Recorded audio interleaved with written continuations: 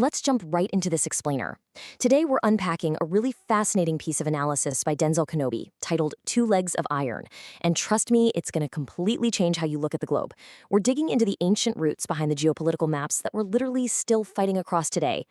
So when exactly did the world split into East and West? We usually just assume this dividing line is a totally modern invention, right? Like some arbitrary boundary drawn up by the Red Army during the Cold War in 1945.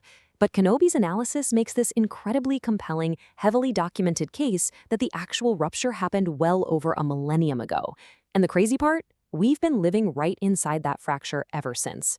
Historically, ancient Jewish and Christian interpreters actually looked at Daniel's biblical prophecy, specifically this image of a statue with two legs of iron, and they mapped it directly onto the Roman Empire. They saw it as an empire of iron that literally fractured into two completely distinct halves, west and east. And like we said, this is the map we are still living inside of today. So to trace this historical mystery, here is our agenda. We'll start with the modern fault line, move into the myth of 1054, explore a tale of two Romes, look at a dispute over one word, and wrap up with the map we fight across. All right, moving right into section 1, the modern fault line, living inside the split.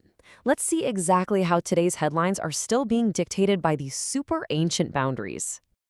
Take a look at these observations from Samuel Huntington. Modern fault lines in places like Yugoslavia and Ukraine align almost perfectly with the ancient borders of Western and Eastern Christianity. It's not about the artificial geometry of the Cold War at all. In fact, when the Cold War ended, Europe didn't just come together, it simply redivided along a much, much older line. Back in the 1990s, Yugoslavia broke apart exactly along this seam. You had Catholic Slovenia and Croatia pulling to the west, while Orthodox Serbia looked east to Moscow. And even the tragic conflicts in Ukraine today, they are happening right along this exact same 1,000-year-old fault line. Which brings us to section 2, the myth of 1054, a delayed divorce. Because to really understand these fault lines, we have to look closely at the supposed date of the Great Schism. Now, the official story you'll find in most textbooks says the world officially split on July 16, 1054. And honestly, the scene is super dramatic. A Western cardinal marches right into the Hagia Sophia over in Constantinople, right in the middle of a divine liturgy, and literally slams a bowl of excommunication down on the altar. The Eastern Patriarch immediately answers with his own excommunication, and boom, just like that, Christendom splits into a Latin West and a Greek East. But here is a wild, fully documented piece of irony that popular history almost always skips right over.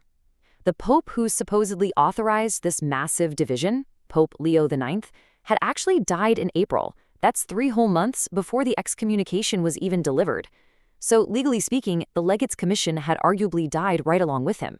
It was essentially a phantom excommunication. No way, right? So the true, irreversible schism definitely didn't happen with a piece of paper in 1054. As Eastern historians heavily document, it really happened with the sword in 1204. That's when a Latin army, the Fourth Crusade, which by the way was originally sworn to liberate Jerusalem, decided to just turn around and sack Constantinople instead. They desecrated the Hagia Sophia, they installed a Latin emperor. It was brutal. Now, those mutual excommunications from 1054, they were actually formally lifted in 1965. But you see, brotherhood broken by the sword doesn't just heal with a document. That memory of 1204, that was permanent. Moving right along to section 3, a tale of two Romes, the empire divides. You see, long before the church ever officially split, the flesh of the Roman Empire itself had already been divided into two very distinct cultures. And wow, there is a stark contrast between these two cultures. Way before the schism, their very languages carried entirely different temperaments. Think of the Latin West as approaching faith and power strictly through the lens of law and supreme papal authority. They absolutely loved clean, clear legal formulas. The Greek East, on the other hand, relied heavily on deep philosophical traditions. Their words carried centuries of philosophical baggage, and instead of one supreme ruler, they believed in councils of equal bishops. So we're talking about two totally distinct instincts about authority here. Both were learned honestly, but they were ultimately completely fatal to one another. Let's trace how this builds over time, because this is exactly where our modern geopolitical map really takes shape. Over a span of about 5 centuries, the Western Church became progressively bound to Germanic power. It starts with the baptism of Clovis in 496. Then, jump to 754, Pepin the Short actually grants the Papal States. By the year 800, the Pope is crowning the Frankish king Charlemagne as emperor, and by 962, Otto I is crowned, which fully cements the Holy Roman Empire of the German nation. So when you really look at it, the papacy that executed that 1054 schism was, by that point, essentially a German creation. Meanwhile, as the West went decidedly Germanic, the Eastern Church turned its eyes north. They translated their liturgy into Slavic, which is how we got the Cyrillic alphabet. In 988, they baptized the Rus at Kiev, and that's a heritage that both Russia and Ukraine vigorously claim today. Eventually, after Constantinople fell to the Ottomans, that imperial identity just migrated. By 1510, a monk over in Pskov provided the new theology for it. The first two Romes had fallen, and therefore Moscow was now the third Rome. So the civilizational lines were firmly drawn. You had Germanic and Latin peoples on one side, and Greek and Slavic peoples on the other.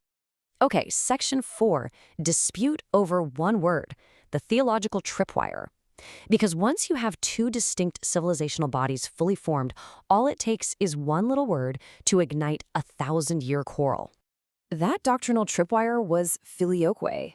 It's a Latin word that just means "and the sun." It actually started out as a very localized addition to the creed down in Spain, and then it spread like wildfire through the Frankish realm. But the thing is, it fundamentally altered the original agreement on how the Holy Spirit was understood. The Germanic emperors aggressively championed this new addition, and Rome eventually capitulated. They ended up forcing it upon the entire church at a German emperor's coronation in 1014. But get this, the early resistance to this change actually came from Rome itself.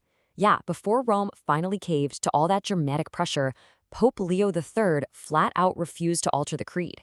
Back around 810, he actually had the original creed engraved on these massive silver shields without the Filioque and hung them right inside St. Peter's.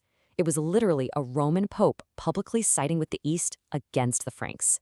This just proves that the whole thing was a political hijacking by Germanic kings way before it was ever considered a settled theological absolute. Ultimately, this theological split birthed two entirely distinct political destinies. And honestly, they explain so much about our modern governments today. Over in the West, you had popes constantly fighting Germanic kings for centuries, which created this culture of divided authority and mutual limitation. Believe it or not, that is the very root of Western constitutionalism. But in the East, they embraced something called symphonia, the idea of the priesthood and the empire working together in total harmony. There was no division of powers. The Tsar acted as the secret head of a national church, and that laid the direct groundwork for Eastern autocracy. And that leads us to our final section, Section 5, the map we fight across, the ancient blueprint. Let's uncover how ancient biblical interpreters somehow foresaw this exact civilizational divide long before it even happened. The explainer notes this truly fascinating chain of ancient texts. First, you have the Dead Sea Scrolls using the name Kittim to describe Roman legions. Then, rabbinic traditions started mapping canonical verses directly onto places like Spain and France. But the absolute crown jewel here is the Targum of Lamentations. It's an ancient Aramaic paraphrase, and it literally addresses the judgment of Edom to two specifically named cities, Rome and Constantinople. The ancient interpreters of Israel were basically watching the Iron Kingdom divide in real time, and they called out both halves by name. As Kenobi profoundly argues in the source material, whichever leg of iron you happen to examine, whether you're looking at the Germanic West or the Slavic East, what was actually institutionalized in both cases was simply an empire wearing the garments of a divine covenant.